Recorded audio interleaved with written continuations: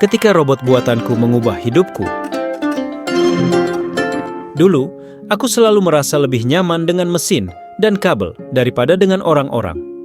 Nama aku Raka, seorang siswa SMI yang lebih suka menghabiskan waktu di kamar, merakit sesuatu daripada nongkrong dengan teman-teman.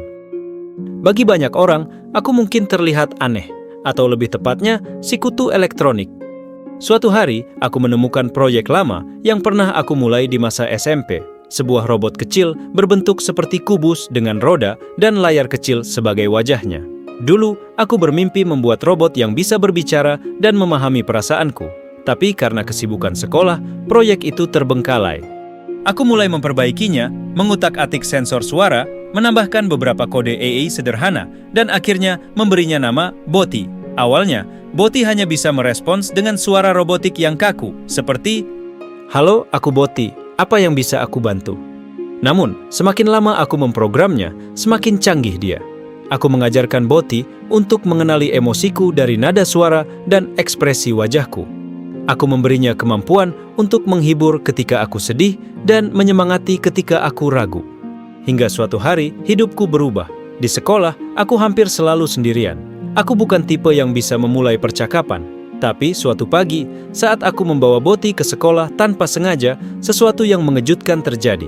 Saat aku duduk di kantin, seorang teman sekelasku, Naya, melihatnya dan langsung tertarik.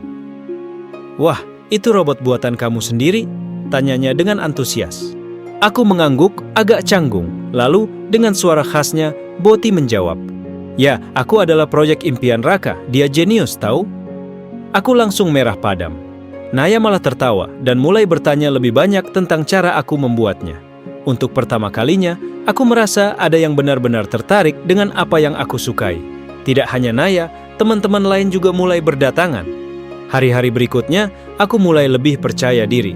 Aku bahkan bergabung dengan klub robotik di sekolah dan menemukan teman-teman yang memiliki passion yang sama denganku. Aku tidak lagi merasa sendirian. Boti bukan sekadar proyek buatanku. Dia adalah awal dari perubahan hidupku. Dari seseorang yang selalu merasa asing di dunia manusia, kini aku tahu bahwa aku hanya perlu sedikit keberanian untuk menunjukkan siapa diriku sebenarnya.